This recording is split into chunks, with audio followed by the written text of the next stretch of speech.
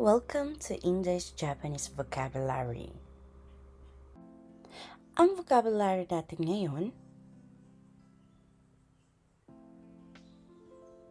Level N3. オーシャンダイバーさんよろしくお願いします。よろしくお願いします。まとめて覚えましょはい、まとめて覚えましょう。Ano po siya? う。まとめて覚えましょう。Summary or recap. Iba-iba. Memorize. Hi. Meron pong lahat po dito po yung matomete. Pero meron po, depende po sa sentence po, magiging summary, magiging i-compile yung meaning po ng matomete. Kaya napakahirap po ng salitang ito i-translate po. Ano po, kailangan nyo pong intindihin kung ano po yung nasa sentence po talaga. Ay, kahit ako po minsan nahihirapan po ako mag-explain. Pag tinanong po ako matomete, ano ang ibig sabihin ng matomete? Yan lang word na yan. Nahihirapan po ako mag-explain. Kasi depende po sa sentence, magbabago po ang meaning niya. Ay, arigatou gozaimasu. Miss, arigatou gozaimasu, Pik-san. Matomete oboemashou. I-memorize natin lahat. Hay, tatsugi onegai shimasu. かなり頑張っています。Hay, ano po siya? かなり nakalimutan ko po, sensei. Hay, kanari po talaga po siya. Hay, kaya magiging Parang try hard. so des. Medyo, o kaya talagang ganyan po. Ano po, nagpupursige talaga ako. Ganyan po, nagtatry. I'm doing my best, parang ganyan po. Nagtatry hard po ako. Ayan, nagiging trying hard na po ako sa English. Hi, arigatou gozaimasu. Tatsugi ikimasu. Dito po yung main vocabulary po natin. Yoroshiku onegai shimasu. 急に Hi, 急に biglang. So, des. Ang topic po natin today, mga synonyms, pero medyo may kaunti po siya pong pagkakaiba sa kada isa po. Ano po? Hi. So, ang unang topic po natin ay biglang. Kyuni po. Ano po? Hi. Sige, ikimashou. 突然。Hi. Ano po ang totsuzen? Biglaan, like suddenly. So, des ne. Hi. Bigla din po siya. Hi. So, ginagamit po siya like 突然電話が鳴った。 totsuzen denwa ga natta. Sa Tagalog, Biglang tumunog ang telepono. Hay, biglang tumunog ang telepono. Hay, so, yung sunod po, ano po siya? いきなり。 Ano naman po ang ikinari? Parang biglaan din po. So, nandes, kasi synonyms po tayo today. Hay, kaso po, ang ikinari po, isa lang po yung unikong meron pa pong ibang paggamit po. Ano po? Yung ikinari po, maaari rin po siyang gamitin na biglaan. Biglaan. Ano po? Kumbaga, sa English po kasi suddenly. So, maaari po siya kasi pong gamitin sa mga pangyayari pong may consequences, pero nagtalon po. Or iba po yung nangyari. Hindi yung ine-expect nyo yung nangyari. Parang nabibigla po yung nagsasalita. Gets na po? Tulad po nito. Ikinari. いきなり泣き出す。 Hay, ikinari nakidasu. So, magiging Biglang umiyak. Biglang nagsimulang umiyak. hay, biglang nagsimulang umiyak. So, nabigla yung yung kasama niya. Bakit siya biglang umiyak? Diyan po, yung meron po siyang nuance na nabigla yung tao. Yung tao po mismo po. Ano po? Hindi yung biglang pangyayari, kundi nabigla yung tao. Yung tao po mismo. Hay. So, guys, meron pala po akong itatanong. Ano po sa palagay niyo po ang pagkakaiba po ng kyuni at totsuzen? Kayo po, ocean diver-san. 急に Parehas po silang bigla, pero may kaunti po sila pong pagkakaiba. Yung急にparang, ewan ko kung kasi parang ginagamit siya for emergency. So, des! For emergency, kaya ibig po sabihin, mas madali po yung speed po ng kyuni kaysa po sa totsuzen. Hay, so, ibig po sabihin, maaari po siyang gamitin sa Q ni taoreta. Biglang nahimatay or biglang natumba. Hay, Q ni hanaji ga deta. Biglang dinugo ang ilong. Hay, medyo may pagka-emergency po siya at biglaan po yung pangyayari po talaga. Ano po, dyan po siya ginagamit po. Hay, pag sinabi naman po totsuzen, halos parehas lang po sila, pero mas swabe po yung totsuzen kaysa po sa Kyuni. Yung Kyuni po tulad po ng nabanggit po ni Ocean Diver-san, meron po siyang kinalaman sa emergency at syempre po sa speed po. Hay, yung totsuzen, bigla lang nangyari, yung may nangyaring isang bagay na hindi ina-expect. Ganyan lang po siya. Kumaga, speed lang po yung pinagkaiba po nila eh. Kung emergency at mabilis po ba siya or talagang futsuni biglang tumunog pero hindi naman emergency po tumunog po ang cellphone po. Ano po kasi alam naman po natin na kahit anong oras maaaring tumunog ang ating telepono. Hay, yun po yung pagkakaiba po nila. Ano po? Hay, tatsugi ikimashou. Totani. Hay, totani wa nan desu ka? Biglang. So, ang kulit no? Hay, yung totan po is biglang. Kaso meron po siyang ni, kaya meron po tayong ilidikit na ng biglang. Hay, yun dito po sa Kyuni, pwede po siyang biglang, pwede rin pong maging ng biglang. Hay, pwede po siyang lagyan ng nang, o kaya kahit wala po, okay lang po, biglang. Hay, yung totan ni, talagang kailangan po siya ng nang kasi yung ni po, po. So, siguro po guys po sa mga naka-attend po ng grammar, ginamitan po ng totang, alam na po natin kung ano po pagkakaiba po nila po. Po? Maaari po siyang gamitin sa Totani nakidasu. totan ni nakidasu. Nang biglang nagsimulang umiyak.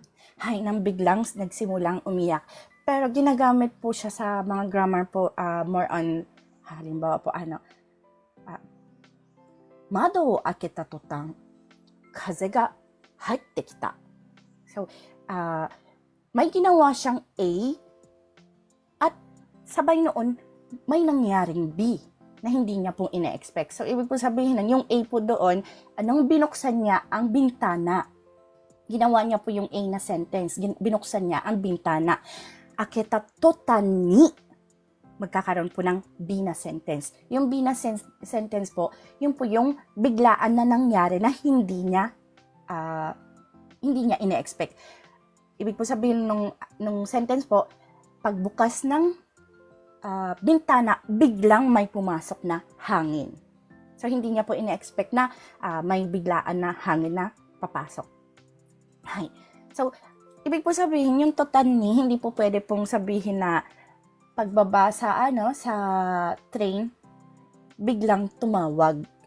Bigla akong tatawag. Hindi po pwedeng ganun. Kasi, yung pagtawag niya po, alam niyo na po yung sa sarili niyo na na pagbaba niya sa train na yon, tatawag kayo sa kakilala niyo or sa pinupuntahan niyo pong lugar. For example, ganyan po yung situation. Hindi niyo po pwede sabihin na, densha kara orita totan ni denwa wo shita. Wrong grammar na po siya. Hindi po siya doon maaaring gamitin. Hay.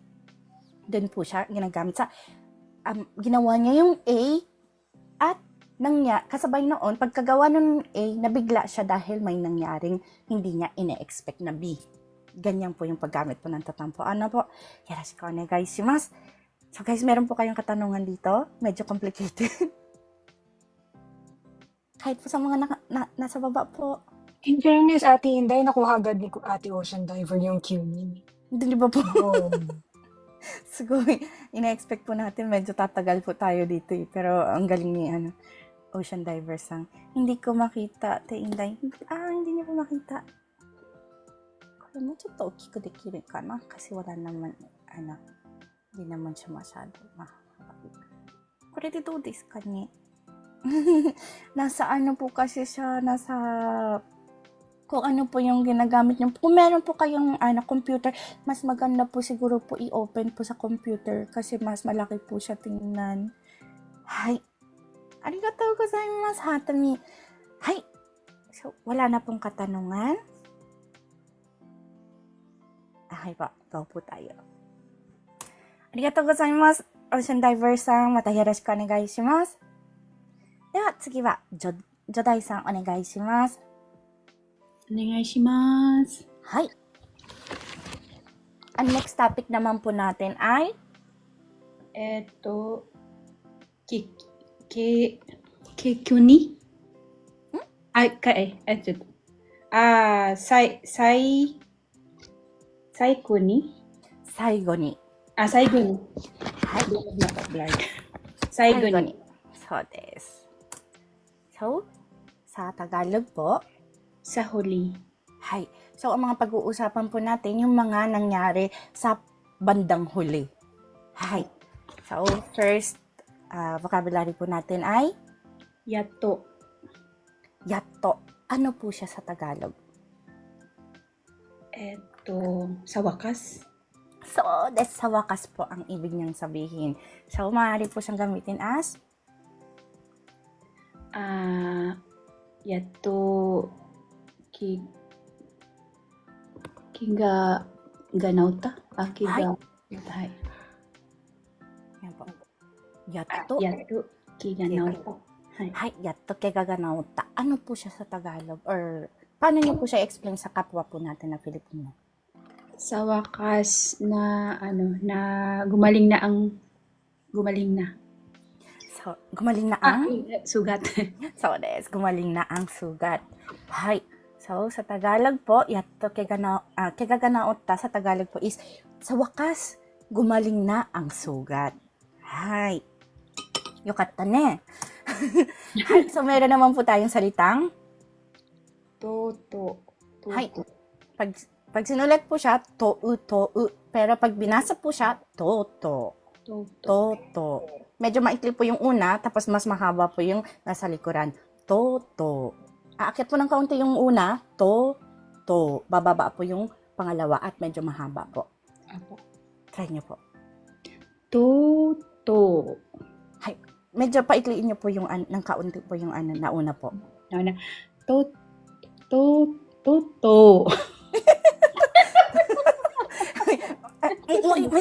May kaya niyo yan. Toto. Toto. Hi. Toto. Hindi po siya masyado nagagamit. Depende po sa sa situation po. Hi, toto. So, ano po siya sa Tagalog?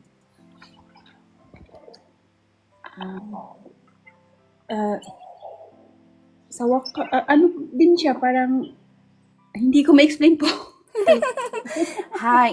Dalawa po ang paggamit niya po. Maaari po siyang maging na o kaya naman po sa wakas. Hi. More ang ginagamit po yung na kapag negative sentence po yung gagamitin. Ngayon, sa wakas po kapag positive sentence po yung gagamitin. Maaari po kasi ang toto gamitin sa negative at positive po. Ano po? So, yung example po natin na ginamitan po ng toto ay, うちの猫がとうとう死んでしまった。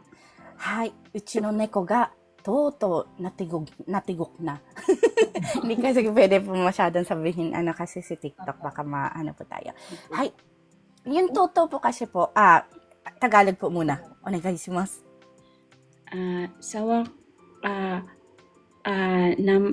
Namatay na ang aming pusa. Parang ano po siya, yung Subarashi. baka may ano siya no, yung may sakit tapos dahan-dahan na ano po no. So. Hi, ang galing niya po ate. Akala ko po sasabihin yung aking, hi, kasi po pag sinabi pong uchi no neko, depende rin naman po sa sitwasyon po. Ano po, pag sinabi po kasi pong uchi no neko, kung halimbawa ang kasama niyo po sa bahay niyo, pamilya niyo, pwede niyo pong sabihin na, ang pusa namin na po siya. Ano po? Ngayon po kung kayo lang po mag-isa, pwede niyo pong sabihin na natigok na ang pusa ko. Ano po? Pero hindi po magbabago ang uchi.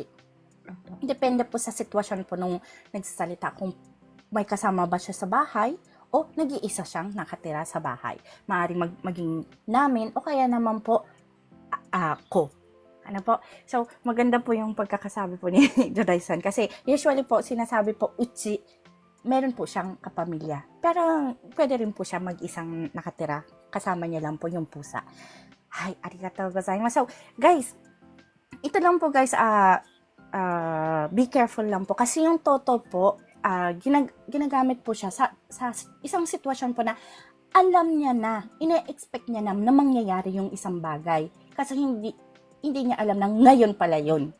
Doon niya po yun gagamitin. Ano ba po yung, tulad po na nabanggit po ni Joday-san, siguro alam niya na may sakit yung pusa at sa kabilang buhay na yung pusa at nangyari yun ngayon.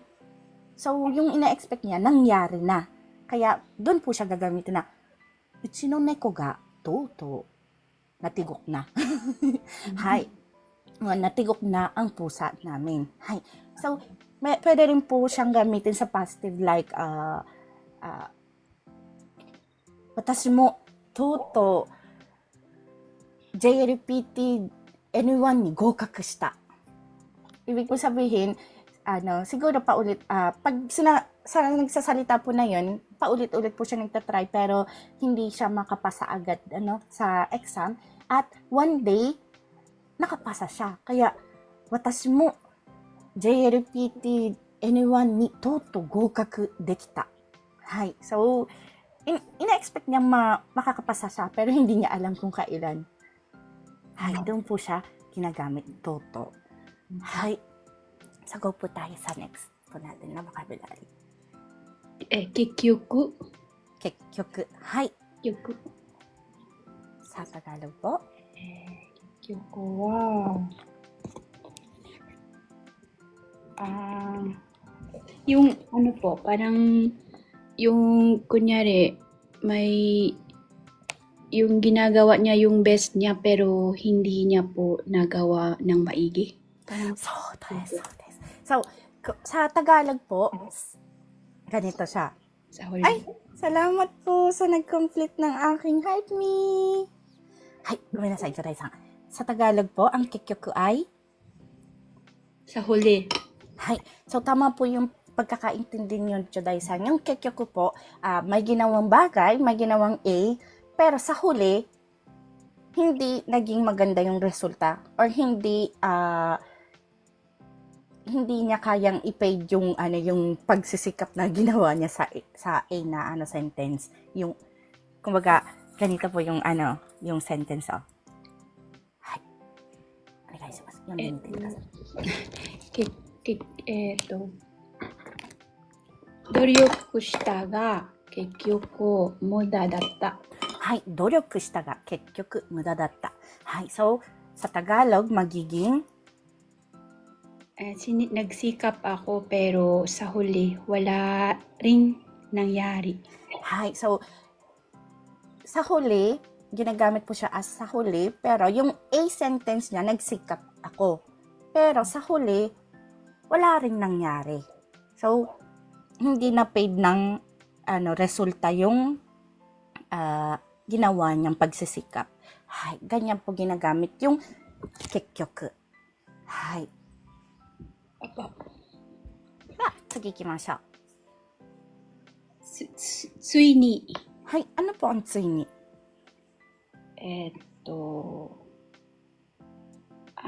ついに、parang ano po, mayroon siyang ginawa tapos sa wakas na na ang pagbuhay.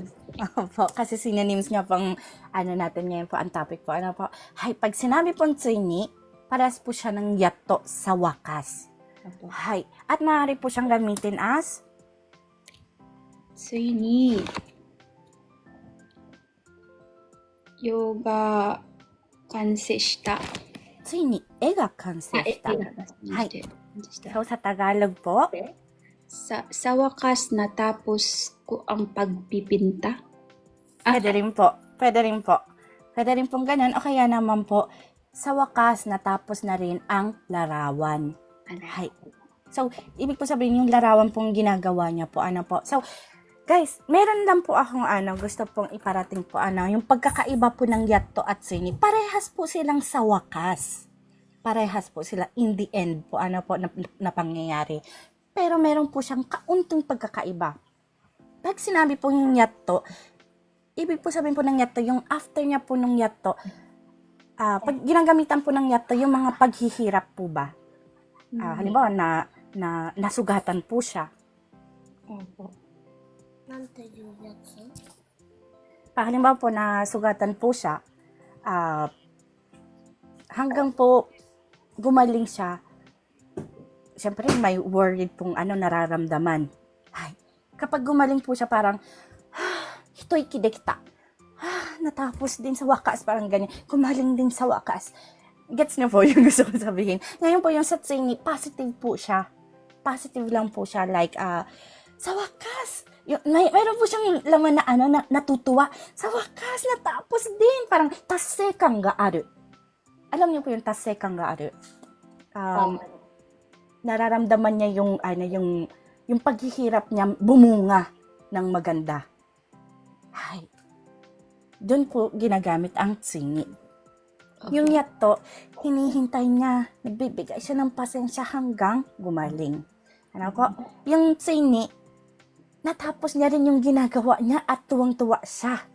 Ay, natutuwa rin naman po sa yatto, pero more on unsing ang nararamdaman ng yatto kaysa po sa tsingi. Yun po yung pagkakaiba po nila po. Ano po? Ay, Ito po ay cut out from our free entry lesson class.